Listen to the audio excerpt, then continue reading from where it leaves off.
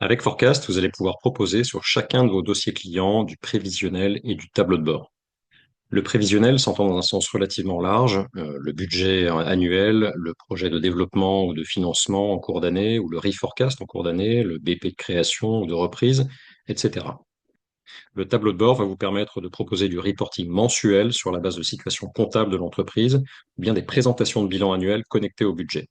Transversalement à tout ça, on a des fonctions telles que de la segmentation analytique, de la comparaison géosectorielle, de la consolidation de groupes d'entreprises, des connecteurs API avec les éditeurs de production, la possibilité de personnaliser l'ensemble de ces restitutions et de ces widgets. Et enfin, Forecast est collaboratif, c'est-à-dire que vous allez pouvoir donner accès à l'outil à vos clients.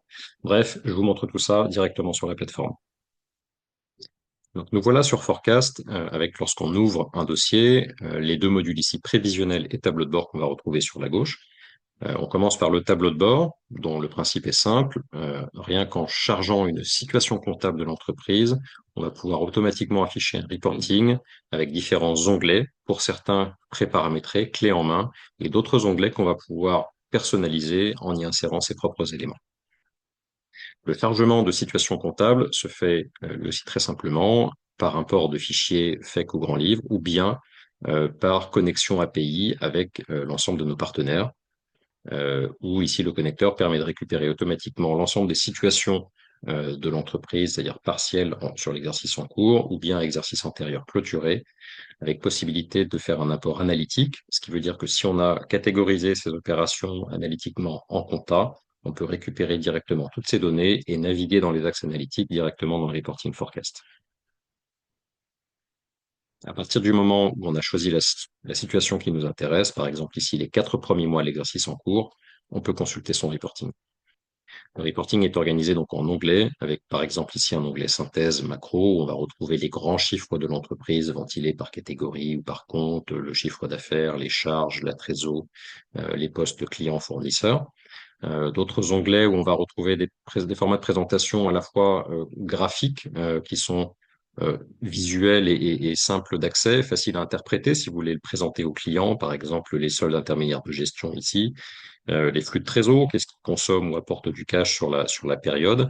D'autres formats d'analyse un peu plus poussés ou un peu plus détaillés, comme par exemple ici un format compte de résultats, tableau, où on va pouvoir faire du drill down, compte par compte, voire même pousser au niveau de chaque agrégat pour avoir la liste des écritures correspondant au montant qui nous intéresse. Si on a importé ces données en analytique, on va pouvoir retrouver ici directement les catégories analytiques qu'on avait créées en compta, par exemple ici les business units de l'entreprise,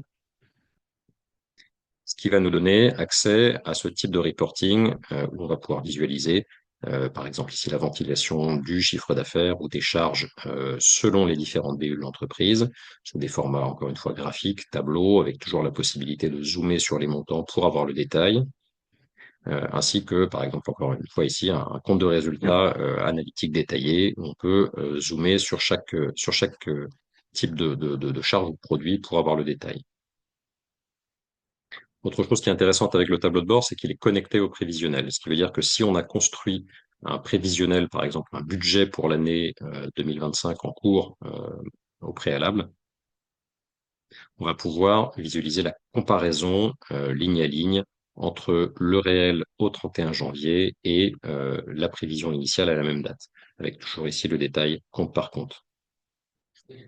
Comme je vous le disais, ce tableau de bord peut être également personnalisé. On peut créer ses propres dispositions de widgets, aller chercher dans le catalogue de widgets préparamétrés ceux qui nous intéressent et on a juste à les ajouter euh, pour les voir sur la page.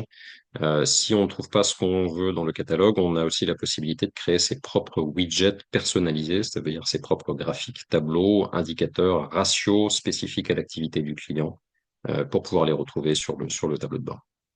On peut également exporter le document sous des formats Word, PDF, PowerPoint, ou les présenter directement dans Forecast aux clients en rendez-vous si on le souhaite. Alors, voyons maintenant le module prévisionnel. On est ici sur l'onglet Prévision. On va retrouver l'interface qui permet de modéliser les hypothèses prévisionnelles sur les mois et les années à venir. Les hypothèses sont matérialisées par un système de petites cartes, vignettes, qu'on va pouvoir venir ajouter sur les années du prévisionnel pour les différentes catégories d'hypothèses, telles que les revenus, les dépenses, approvisionnement, coûts de personnel, etc., les investissements, les financements, et ainsi de suite. Chaque petite vignette, chaque petite carte, on peut la faire glisser et déposer, par exemple pour en ajouter une nouvelle de vente de service sur la deuxième année. On vient insérer une hypothèse de vente de service qu'on va pouvoir définir, par exemple ici en variation, si on veut faire augmenter son chiffre d'affaires de quelques pourcents, ou alors en montant, prix unitaire, quantité, ou bien des abonnements, si le client a un modèle de vente d'abonnement avec de la récurrence, logiciel SaaS ou salle de sport. Euh, sur un modèle simple, prix unitaire quantité, on indique le prix unitaire, les quantités prévues par période de temps, donc par exemple par jour. On indique la saisonnalité des commandes. Alors par défaut, le chiffre d'affaires est étalé sur l'année, mais on peut le reventiler comme ça simplement en pourcentage. On peut aussi indiquer des montants ou des prix unitaires et des quantités prévisionnelles mois par mois. Euh, on va spécifier les paramètres d'encaissement des ventes. Est-ce que le client verse un acompte à la commande, le délai de facturation, le délai de paiement? Et avec cette unique saisie, l'outil va générer à la fois la vision P&L avec les volumes et la saisonnalité et la vision cash flow avec les paramètres d'encaissement. Donc, dès qu'on enregistre notre hypothèse, ça va venir mettre à jour l'ensemble des restitutions qui sont présentées ici en dessous. Ce système d'hypothèse, il est relativement générique, il permet de modéliser n'importe quel type de business model. On peut également modéliser des variables extra-financières, les taux de charge URSSAF se calculent automatiquement. Bref, ça peut être relativement puissant. Une fois que les hypothèses sont créées, encore une fois, l'ensemble des restitutions qui sont disponibles ici en dessous vont présenter les habituels d'un prévisionnel, la trésor, le compte de résultat, les SIG, et ainsi de suite. Tout cet espace de travail est là encore une fois personnalisable. On va pouvoir gérer des widgets, c'est-à-dire des graphiques, des tableaux qui sont pour certains pré-paramétrés, accessibles dans le catalogue. Et on va pouvoir également enrichir avec ses propres widgets, ses propres tableaux, ses propres graphiques, faire apparaître ses propres indicateurs ou ratios spécifiques à l'activité du client. Pour ce qui est de la création des hypothèses, donc on va pouvoir le faire de plusieurs manières. Alors soit en les créant à la main, comme je vous l'ai montré à l'instant. On a également d'autres outils qui vont permettre d'initialiser automatiquement un prévisionnel ou un budget à partir de la compta. Si on a une activité établie, qu'on a chargé la situation N-1, on peut créer automatiquement l'ensemble des hypothèses budgétaires à partir de la compta. On peut aussi importer de l'Excel, on peut importer un modèle également pratique pour de la création d'activités. Si on est sur un métier où le BP va être facilement réplicable d'un client à l'autre, on peut comme ça avoir sa bibliothèque de modèles qu'on va réutiliser d'un dossier ou d'une mission à l'autre. Donc bref, l'outil vous permet de travailler sur des business models relativement variés, diversifiés, avec à la fois du simple et rapide pour initialiser très rapidement le BP et des outils plus sophistiqués pour vraiment passer plus de temps à faire du fine-tuning sur les hypothèses qui en ont besoin et évidemment aussi en fonction des besoins du client. En général, quelques mois après avoir fait son premier budget en début d'année, on va charger du réalisé au travers d'imports comptables et on va pouvoir mettre à jour son prévisionnel, c'est-à-dire faire du reforecast, très simplement en intégrant le réalisé comptable à la prévision. Donc là, on va simplement, par exemple, ici pouvoir choisir la période d'octobre à janvier, ce qui va venir automatiquement mettre à jour la prévision pour tenir compte de ce réalisé. Donc, aucun effort n'est nécessaire pour remettre à jour le budget, le reforecast en cours d'année.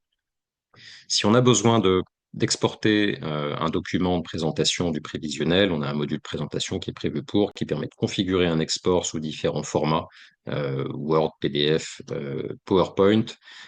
Pour aller plus loin, on a également de la possibilité de faire de la comparaison géosectorielle, d'appliquer des scénarios de stress test à son prévisionnel.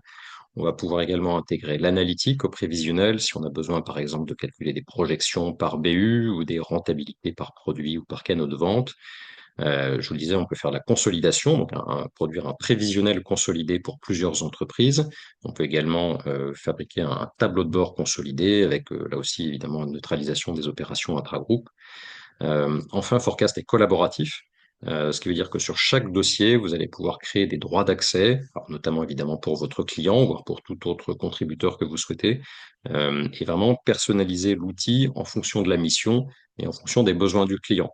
Par exemple, pour certains, ce sera simplement la consultation du tableau de bord. Pour d'autres, ce sera vraiment les impliquer dans la construction de leur prévisionnel. Voilà. Donc, en résumé, vous allez pouvoir utiliser Forecast sur des missions à la fois prévisionnelles, tableau de bord, avec du clé en main, avec du personnalisable, en fonction des besoins et du profil du client. Espérons que tout ça aura été clair pour vous. Mon équipe et moi, nous tenons à disposition pour poursuivre l'échange. Merci, à bientôt.